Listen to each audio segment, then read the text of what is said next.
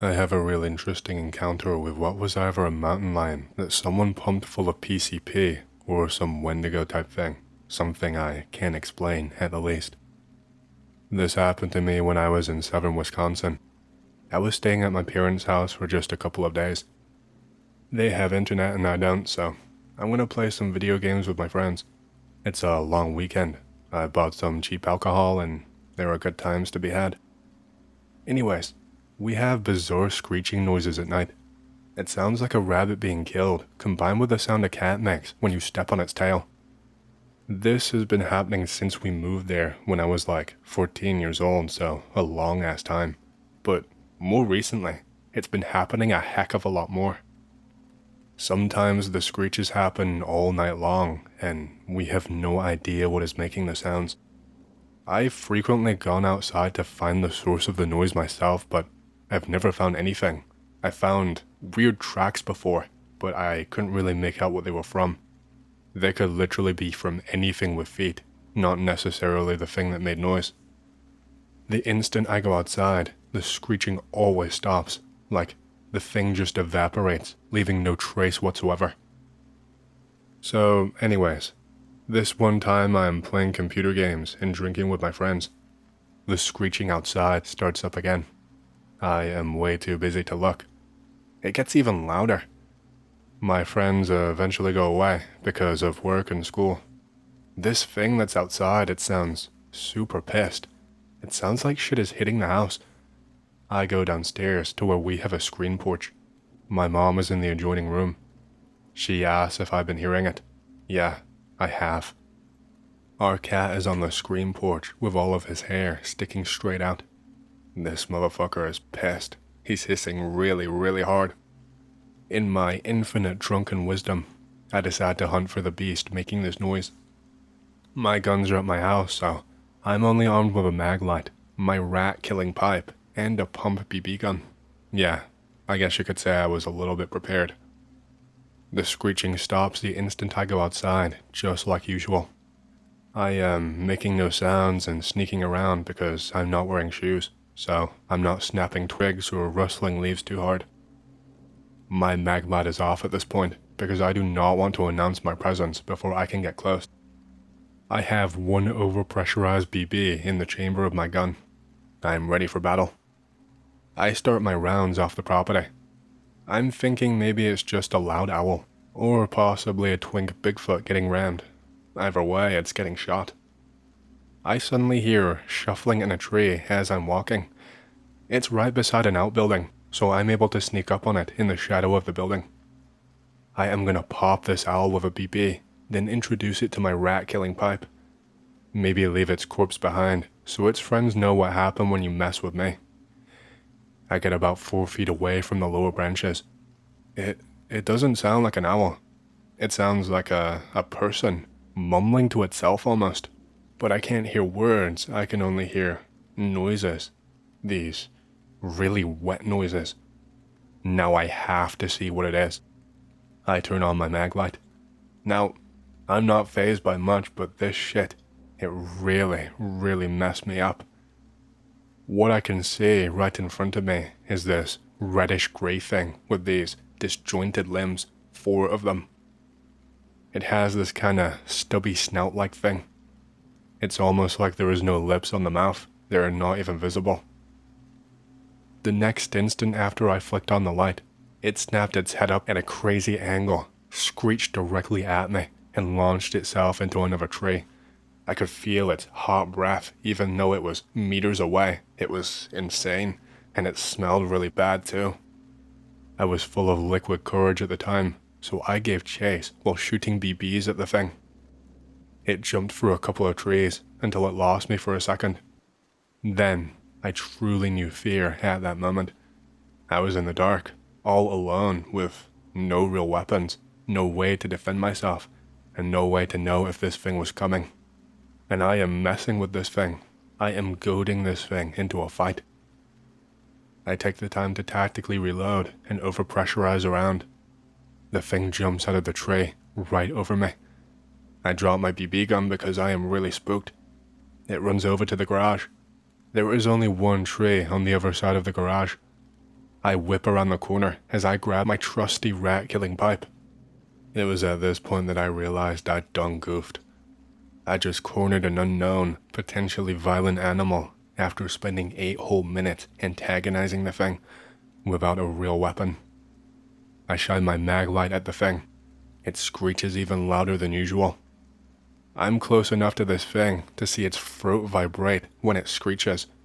It's got to come down now at this point. There is no way in hell it can jump like 30 feet, so it's either gonna run or attack. And now I'm drunk. The drunkenness just really hits me. I become really aware of it all of a sudden. So my brain is not functioning properly, if that wasn't obvious already, by the fact that I chase animals around at night in bare feet. So I decide to do what you're supposed to do to scare mountain lions away. Only I can't quite remember what you're supposed to do. So I pull my shirt half off of me so that it's like inside out but still around my neck. I'm holding the sleeves. So I start screeching and spinning around with a shirt over my head like I'm a 6-year-old child. It screeches back. I try and screech louder. I wind up running into the dog kennel because I cannot see. Apparently, that spooked the thing. I hear vigorous shuffling and scampering. I rip my shirt off and prepare to get into a fist fight with this thing and probably die. The thing is completely gone. I cannot find my mag light, so I have no real way to check. I make my way back to the house in silence and darkness. We rarely hear that noise anymore. Apparently, drunken autism wins the day here in Wisconsin. I have a story to share about the black dogs.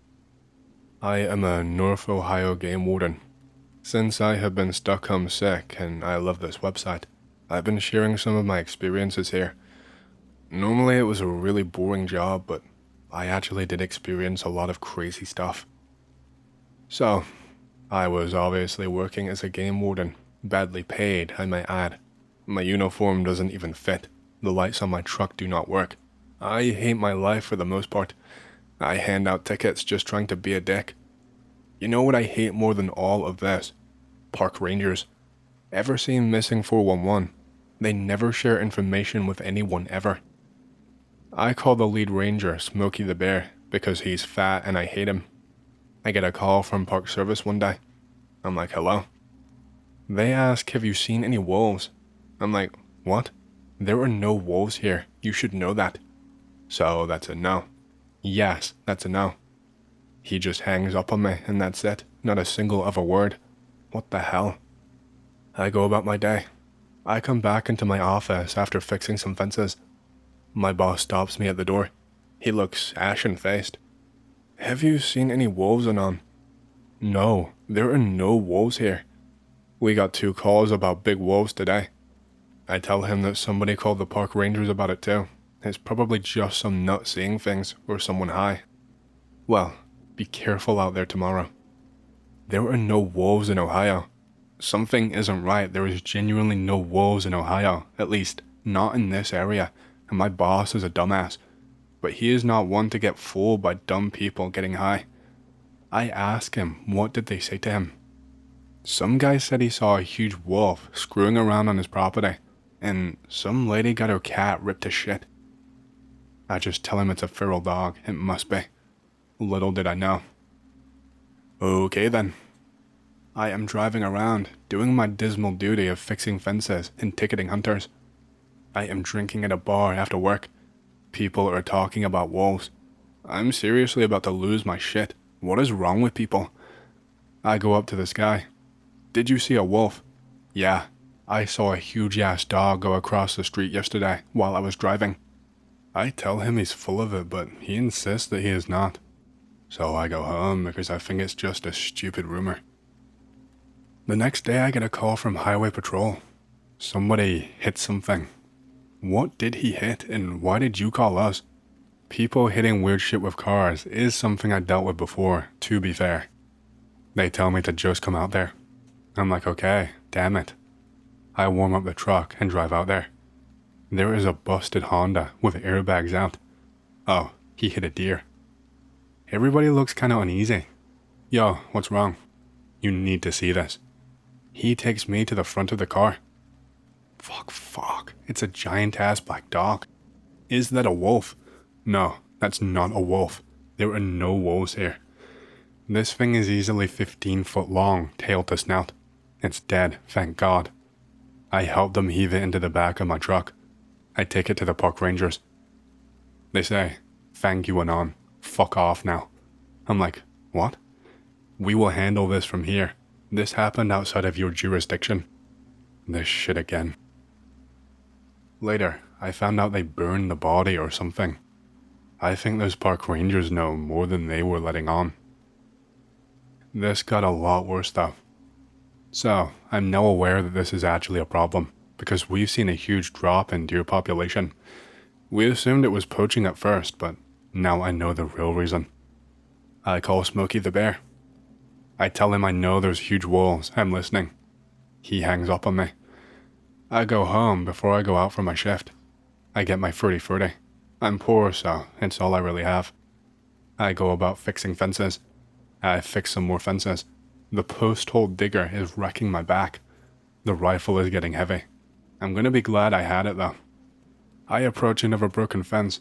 There is more than usual this week. I hear gunshots and screaming right near me. I run up to where I think it was. A grisly sight greets me. There is a lady park ranger stuck underneath a dead horse. There is this giant black dog-like thing, like the one that was hit by the car. It's chowing down on the rear end of this horse, just ripping the horse apart, and she is screaming for help. I take a shot at this big thing and hit it in the shoulder. It looks up at me and growls. I rack and fire again, and it goes away into the woods. I manage to help the ranger out from underneath the horse. She is crying. I pick up her little Glock. She has emptied the magazine completely. She's got a broken leg. I actually feel really bad for her. I drag her to my truck, all while hearing that thing creeping around. I keep letting off shots in its direction, just to keep it away. I get her into the truck. She has a broken leg. I get the door closed. This huge dog slams into my passenger side, barking angrily and trying to get in. God damn it, why won't this car start? I drive out of there with this beast hot on my heels. It actually gives chase for a little while. I take the ranger to the hospital. I found out that it was her first day. I feel really bad for the horse too. I am not equipped for any of this. I eventually get back to the office and I am panicking. I tell my boss what happened, but he already knows somehow. Smokey the bear called him. What the hell? How did he know about these things? We argue about what to do. This thing was huge, really huge. It wasn't a wolf, or at least not a normal one if it was. My boss is being an asshole and worried about getting in trouble. I call Smokey the bear and yell at him for not telling us about this. He agrees to meet up. We drive out to the ranger station. Smokey looks really pale. He tells us that he is sorry. He tells us that one ranger got killed yesterday. They apparently sent out small patrols to kill these things. The ranger that I helped, who broke her leg, it was her boyfriend. Ah, damn it. He says they are calling in more people, but doesn't know how many of these things there are. I ask if everyone else knows. He says yup. Then another park ranger comes out. He tells us that we have to close the campsites, that 4 people have been found dead. This is now just a giant clusterfuck. I tell him that we have to call the National Guard, that it's the only thing that we can do. And tell them what? We have a werewolf problem? He tells us that we are going to have to handle this ourselves. Fuck my life. These things were just absolute monsters, but we team up with the park rangers and the state police. I think I'm going to die. The campers that got killed was a family with 2 kids. They all got ripped apart, along with their tents. I did see the bodies after the fact, and it was not a pretty sight. Everybody is pissed and ready to blast some pooches. We release pigs where we think they are. The pigs are really loud. We'll know when they get the first one. There is nothing at first for quite a while, and then all of a sudden, we hear a pig squeal. They got the first one. We are told that there is 5 of them. We advance in a pincer formation on their position. We have thermals, by the way. We have 70 guys at least. We did not have to wait for long. I hear a scream. One of the state cops is getting mauled before we can even say anything. We open up and drop that thing. We advance again. The park ranger on the four-wheeler gets taken out next. He took the huge thing with him by way of his .44 mag. He also managed to survive somehow. We catch the other three who are busy with a pig. We light them up and it's over. There are no more puppies. They are all easily about 15 to 13 feet long, nose to tail. They weighed at least 300 or 400 pounds apiece. The media will not touch it. Even if I offer to give an interview personally, they tell me no. They just hang up on me. I'm talking with the ranger that I saved a lot now. She is still really shook up, even 3 years later. She teaches in a school now. I would hit on her, but it feels kinda wrong. These things killed 8 people, 12 pets, and caused at least $40,000 in damage over 3 weeks, and I still do not know what they were. And I don't know why the media will not cover it. Not even a newspaper, nothing, not even a post online. The area was near Wayne, not in the National Forest, but close, really pretty. There were some theories that they could have been direwolves, but no. I wanted to address that too. Direwolves were not all black and actually a lot smaller. Trust me, I looked into it. I actually think they were released there by somebody, as crazy as that sounds. And the reason is that they entered the area way too quickly. They entered in numbers all at the same time. It wasn't like a trickle, like one and another. And they weren't like any sort of dog I've ever seen before in my life. Just so you know, wolves and coyotes, they will trickle into an area, not go all at once. They actually send out scouts, kind of. If they see too many people, they will go away. Unless they're coyotes, they don't really care. But not wolves. Wolves do not like humans. I don't think they were wild animals. I think that somebody released them into the wild. Before I start this story off, I will just tell you that even after what has happened, I still plan on going to tech school for being a park ranger. Just, not in Wisconsin. This happened to me 2 years ago when I was 16 years old. I live in the actual middle of Wisconsin. The whole state is basically just one big forest. I prefer being alone, or maybe with one other friend. The forests are perfect for getting away from everything. I've never had any bad experiences. I love the outdoors, etc. My dad buys a place in the far north in a very small town, Phillips, Wisconsin, if anyone has ever been. I use it as a vacation home. It's a pretty rundown place, but we decided that we could fix it up. It's mid-June at this point. I am just out of sophomore year of high school. My brother and I decided to take a trip up to the place up north. This place is at least a 4-hour drive from where I live, and when I said it was in Phillips, I mean that is the closest town. We eventually get there. The driveway is about a half-mile long dirt trail going through the forest. It's only my second ever time going there. The first time I stayed for a whole half a day and then left, so I'm pretty clueless about it all. My dad gives zero shits that we go alone. I get there, and it is still the same shitty building. The garage is collapsing in on itself, so we park outside. It's a pretty large open area with forest on every single side of us. My dad has a boat up there. A small river runs through the land, so me and my brother go fishing and stuff. I have a generally good time for the day. When it gets dark, we light a fire and drink. Typical teenage bullshit. By midnight, we are too drunk to notice anything unusual. We eventually pass out inside. Let's just call my brother F from now on. F is outside muttering to himself. I go outside feeling like shit from the night before. I see what he is looking at. There is a deer carcass torn apart at the head of the dirt driveway. It's actually a lot more common in Wisconsin than you would think. We write it off as maybe a bear, considering my dad has pictures of bears walking around near the house. We spend maybe 5 minutes moving the deer off of the driveway. It's probably the worst thing I've ever had to smell in my life. After that, me and F ate some breakfast and headed into town. Maybe a 10-minute drive from the cottage. He got us some more booze using his fake ID, then we headed over to the general store. Phillips has about 1,500 residents, so everyone knows everything that happens. It's why it didn't really surprise me that he knew we were the ones who bought the cottage. The whole exchange between that shop owner seemed off to me. It was just one of those gut feelings. He told us about our neighbor, some Native American who rarely left his cabin, maybe a mile away from our place. He bought our stuff after that and hightailed it back to the cottage. It was about noon at this point. Sat around the cottage all day, a lazy day. I have really bad hearing, but luckily, F heard a truck pulling up outside. We both go outside, wondering who the hell it could be. The truck's engine stops. The thing is covered in rust. The door opens up and the first thing I see is a pair of cowboy boots hit the ground. It's an old Native American man. I am really hoping it's not the neighbor. He introduces himself as our neighbor. I just had a really generally bad feeling about him. He says he decided to stop by.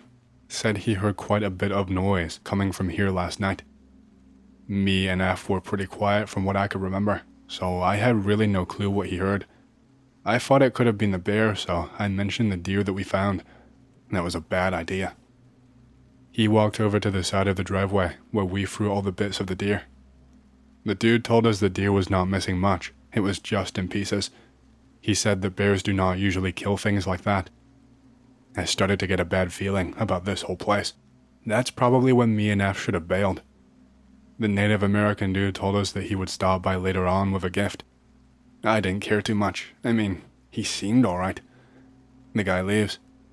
His truck is really loud. The rest of the day goes on normally.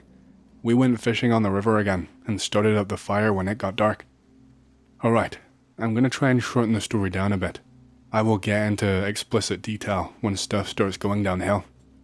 We are sitting around the fire. It was maybe 10. Me and F are drinking up a storm again. We are buzzed but not actually drunk. We're waiting for the Native American dude to show up. I see headlights coming up the driveway. It's the same loud truck as before. It's the same cowboy boots as before. It's the same guy. He is holding something. It looked like a small bundle of something. He walked toward me and F. I can see what he's holding clearly with the firelight. It's bones. Human bones, actually. He sits down next to me, smiling. I am buzzed, so I am not super fazed by this, or at the very least, I'm trying my best to keep my cool. I ask him outright about the bones. He goes on about some Native American stuff that I don't really understand. The only key word I got from him was Wendigo. He tells us to bury the bones in our yard before midnight. He doesn't really specify why though. Me and F both know extensively about Wendigo, thanks to movies and stories. He tells us not to leave either. We did not question this at this point. He gets up, nodding to the both of us. I see he's left the bundle there. He gets inside his truck and leaves. What the hell were we supposed to do? We took the bones and just did what he said. We buried them right in front of the house and went straight inside, locking all of the doors. It was a pretty sleepless night for me. Me and F just stayed up, talking about what could happen, horrible ways to die, etc. I left F alone for a moment to go to the bathroom. I came back and he was just passed out. I didn't even bother waking him up, but I sure as hell was not going to bed now. I played solitaire for a while. Fast forward to around 2 in the morning. I heard something outside. It sounded like a horse galloping, but slower in pace. I did not want to look outside, but I did anyways. I had to. I see a deer running across the tree line about 10 yards away. I watched it run. It looked like it tripped or like something pulled it down. It just went down so suddenly, from a graceful run to just boom. There was nothing else near it though, from what I could see. The deer just sat there. It looked like it was in serious pain, but it wasn't making any kind of sounds. Then I hear some sort of screeching. I've gone hunting before, and I've heard a deer yelp before. This was definitely not that. That deer was dead silent. I see something crawl up on top of the deer. It's smaller than me. I could not get much of a good look, but I could tell that it was small, maybe 4 feet tall maximum. I saw it doing something to the deer. I could not make out exactly what. I remember that there is binoculars in here. I'm not sure if I really want to use them, but going against myself like I always do, I went ahead and got them. I felt like I needed to know so that I wasn't ever caught off guard. I looked through them. The thing was still on the deer. The deer was long dead. Its back was clawed up and the head was torn clean off. Then I got a good look at the thing. It had no hair of any kind, just this pink, fleshy skin. It was just smearing the deer's flesh against its face.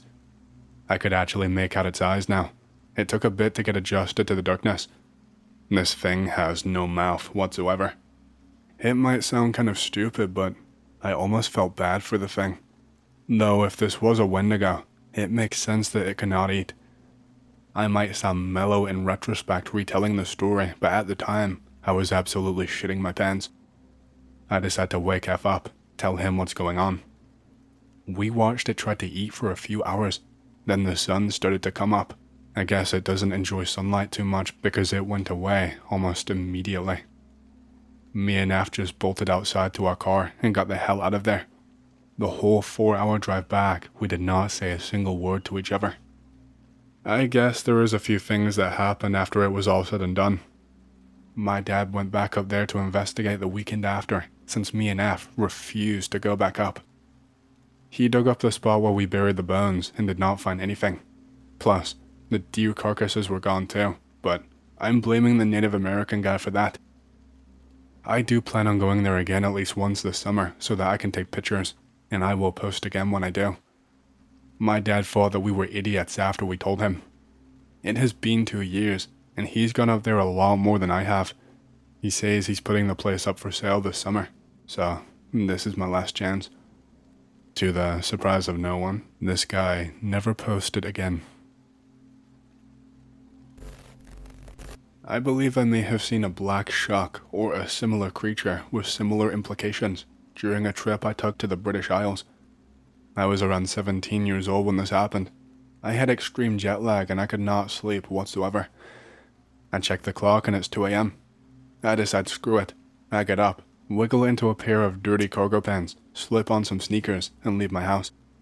Now, this was a little cottage in the countryside that we were staying in, and there were a lot of hiking tracks around us, so I put 2 and 2 together.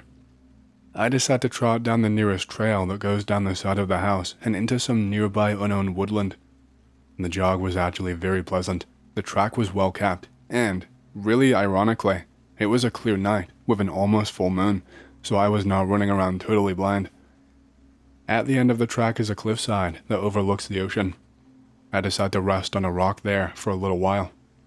I start to get very cold and decide again to head back. So I get up and turn around. Keep in mind that I can see a fair ways of the track from where I was stood, although it was poorly lit from the amount of foliage. A few meters away from me, just back from the little slope that leads to the cliff, stands a very large, very shaggy, wolf-looking like animal. It's just standing there, not doing anything. It looks like it has hundreds of gnats in its fur. Only one of its eyes catches the light with that weird nighttime reflection color that animals have. I freeze. I can't move. My muscles will not respond at all. I'm just stood staring. It takes a few steps forward, but it makes no sound at all. I take 1 step back. Then I remember I'm next to a cliff. I'm also thinking to myself in that moment, oh brilliant, this is how I die. This is how I'm going to die. The thing steps into the light slowly. There is this weird glowy mess around it. I can't really describe the color. It's this weird mixture of red and green maybe. It lowers its head. Then it opens up its mouth. Then this ear-splitting noise comes out of its mouth. This was not like a howl or anything like that. It was like an unholy, cacophonous mixture of children screaming, unchecked train or car brakes whining, forks scratching along porcelain plates, and glass shattering, all at once but amplified by around 10,000. I curl up, clutching my ears. It's hurting my head. The noise suddenly stops. My ears feel like they are bleeding and are ringing very loudly. I can feel this fuzzy feeling in my head, and it hurts really badly. I look to where this thing was, but It's not there anymore. I can't see the thing at all anymore. I decided screw this. I full on sprint back to the house, never looking behind me even once. Thankfully, I never heard anything chasing me. I get back to the house, extremely out of breath. My brother, who was also awake due to jet lag, asked me what the hell happened. I catch my breath, take a shower, and share what happened with him over an early breakfast. He thinks I'm full of shit. And that's pretty much the only vaguely spooky paranormal thing that's ever happened to me. A weird thing to note is that my grandfather passed away not a month after that. I'm not sure if it's connected to the encounter or not.